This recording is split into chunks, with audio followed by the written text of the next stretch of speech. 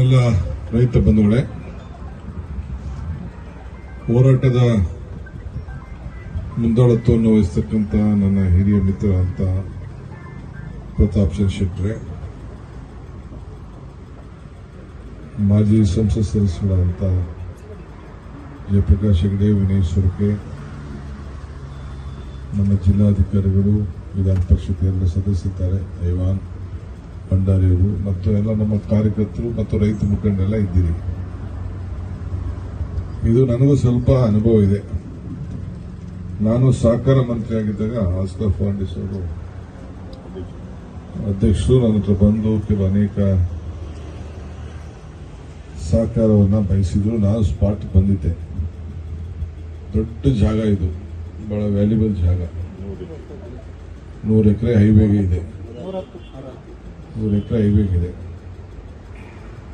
ಈಗ ಅದರ ಬಗ್ಗೆ ರೈತರಿಗೆ ಆವತ್ತಿನ ಕಾಲದಲ್ಲಿ ಸರ್ಕಾರಗಳು ಬೇಕಾದಷ್ಟು ಹಣನ ಕೂಡ ಕೊಟ್ಟು ಫ್ಯಾಕ್ಟರಿ ಎಂಪ್ಲಾಯೀಸ್ಗೆಲ್ಲ ಸ್ವಲ್ಪ ಸಹಾಯ ಕೂಡ ಮಾಡಿದ್ದು ನನಗೆ ನೆನಪಿದೆ. ಅವರ ಸಂಬಳ ಮತ್ತೊಂದು ಎಲ್ಲ ಕೊಟ್ಟು ಈಗ ಇಲ್ಲಿ ಬದುಕಿಗೆ ಏನಾದ್ರು ಒಂದು ವ್ಯವಸ್ಥೆ ಮಾಡಿಕೊಡ್ಬೇಕು ಅಂತ ನಮ್ಮ ನಾಯಕರುಗಳ ಆಸೆ. ಹಿಂದೆ ಒಂದು ತೀರ್ಮಾನ ಆಗಿದೆ, ಇದನ್ನ ಟೆಂಡರ್ ಕರೆದು ಸ್ಕ್ರಾಪ್ ಆಗೋಯ್ತು ಇದನ್ನ ಅಂತ ಹೇಳಿ.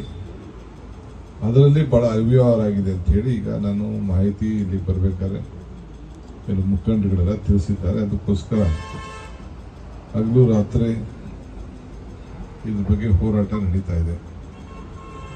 ಈ ಮಧ್ಯದಲ್ಲಿ ಸರ್ಕಾರ ಕೂಡ ಇದ್ರ ಬಗ್ಗೆ ಒಂದು ಆದೇಶ ಆಗಿದೆ, ಸ್ಯಾಂಕ್ಷನ್ ಆಗಿದೆ ಅಂತ ಕೂಡ ನನಗೆ ನಮ್ಮ ಸ್ಥಳೀಯ ನಾಯಕರುಗಳು ನನಗೆ ಬರಬೇಕಾದ್ರೆ ವರದಿಯನ್ನು ತಿಳಿಸಿದ್ದಾರೆ.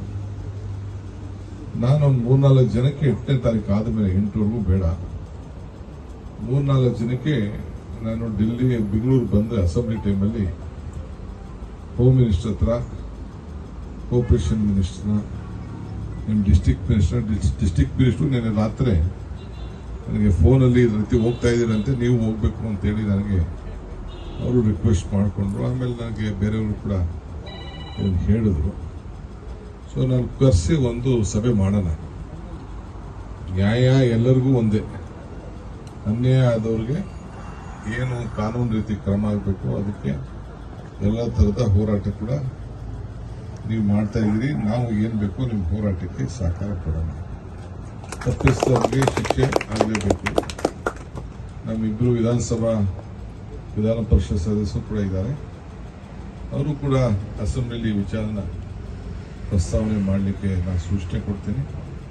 ಸೊ ಸರ್ಕಾರದಿಂದ, ಹೋಮ್ ಡಿಪಾರ್ಟ್ಮೆಂಟಿಂದ ಮತ್ತು ಕೋಆಪರೇಷನ್ ಇಂದ ಏನು ಉತ್ತರ ಕೊಡಬೇಕು ಲಿಖಿತವಾಗಿ ಅದು ಕೂಡ, ಯಾಕೆಂದ್ರೆ ಸಾರ್ವಜನಿಕರು ಇಲ್ಲಿ ಬಹಳ ಜನ ಆಸಕ್ತಿಯಿಂದ ದಿನ ಒಂದು ವಾರಗಟ್ಟಲೆ ಇದ್ರ ಬಗ್ಗೆ ಪೇಪರಲ್ಲಿ ಒಂದು ಆರ್ಟಿಕಲ್ ಕೂಡ ನಾವೆಲ್ಲ ಗಮನಿಸಿದ್ದೇವೆ. ದಿನ ಏನೇನಾಗ್ತದೆ ಇಲ್ಲಿ ಪ್ರತಾಪ್ ಚಂದ್ರ ಶೆಟ್ಟರಿಗೆ ಕೂತಿದ್ರು ನಮ್ಮ ಬೆಂಗಳೂರಿಗೆ ಗೊತ್ತಾಗ್ತದೆ ಅಂತ. ಎವ್ರಿ ಡೇ ನಮ್ಮ ಅವ್ರ ಆಕ್ಟಿವಿಟೀಸ್ ನಮಗೆಲ್ಲ ಗೊತ್ತಾಗ್ತದೆ. ಸೊ ಹಂಗೆ ಎಲ್ಲೆಲ್ಲಿ ಹೋರಾಟ ನಡೀತದೆ ಅಂತೇಳಿ ನಮ್ಮ ಪೊಲೀಸ್ ಅಧಿಕಾರಿಗಳು, ಜಿಲ್ಲಾಧಿಕಾರಿಗಳು ಸರ್ಕಾರಕ್ಕೆ ತಿಳಿಸ್ತಾರೆ. ಸೊ ಅದರಿಂದ ನಮಗೆಲ್ಲ ಮಾಹಿತಿ ಬರ್ತದೆ.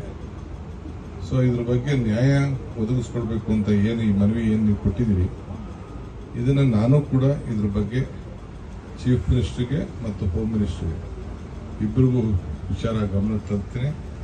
ನಾನೇ ಒಂದು ಸಭೆ ಕೂಡ ನಾನು ಕರಿತೀನಿ. ಕರೆದ್ಬಿಟ್ಟು ಇದಕ್ಕೆ ಯಾವ ರೀತಿ ನಿಮ್ಗೆ ನ್ಯಾಯ ಕೊಡಿಸ್ಲಿಕ್ಕೆ ಸಾಧ್ಯನೋ ಅಂತೇಳಿ ಒಂದು 3 ಜನ 4-5 ಜನ ಬನ್ನಿ, ಜಾಸ್ತಿ ಜನ ಏನು ಬೇಡ, ಒಂದು 5-6 ಜನ ಬಂದ್ರೆ ನಾವೆಲ್ಲ ಕೂತ್ಕೊಂಡು ಕೆಲವು ವಿಚಾರನ ಓಪನ್ ಆಗಿ ಎಲ್ಲ ಮಾತಾಡಕ್ಕಾಗಲ್ಲ. ಯಾರು ಕಳ್ರಲ್ಲ, ಯಾರ ಹೆಸರನ್ನ ಕೆಲವೆಲ್ಲ ಹೇಳಕ್ ಹಿಂದೆ ಮುಂದೆ ನೋಡ್ತಾರೆ. ಯಾಕೆ ಮುಚ್ಚಿದ್ರು, ಯಾಕೆ ಹೆಸರು ಹಾಕಿಲ್ಲ, ಇವೆಲ್ಲ ಹಿಂದೆ ಮುಂದೆ ಆಗ್ತದೆ. ಗುಪ್ತವಾಗಿ ನಿಮ್ಮ ಆಫೀಸರ್ಸು ಬೇಕಾದ್ರೆ ಕರ್ಸ್ಬಿಟ್ಟು ಮಾತಾಡಿ ನಿಮ್ಗೆಲ್ಲ ಒಂದು ನ್ಯಾಯ ಒದಗಿಸ್ಕೊಂಡು ಕೊಡೋಣ.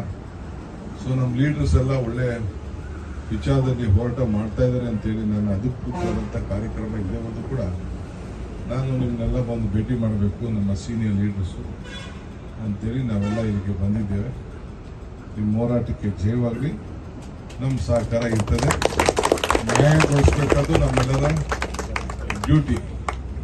ಸೊ ಏನಪ್ಪಾ ಅಂದ್ರೆ ಅವ್ರದ್ದೊಂದು ಪದ ನನಗೆ ಅರ್ಥ ಆಗಿದ್ದು ಇದರಲ್ಲಿ ಅರ್ಜಿಲಿ ಮತ್ತು ಅವ್ರ ಮಾತಿಂದ ನ್ಯಾಯಪೀಠದ ಸ್ಥಾನದಿಂದ ಅಂದ್ರೆ ಯಾರು ಅಧಿಕಾರವನ್ನ ತನಿಖೆ ಮಾಡ್ತಾರೋ ಆ ತನಿಖಾರರು ನ್ಯಾಯಬದ್ಧವಾಗಿ ಮಾಡಬೇಕು ಅನ್ನೋದು ಅವರ ಆಸೆ.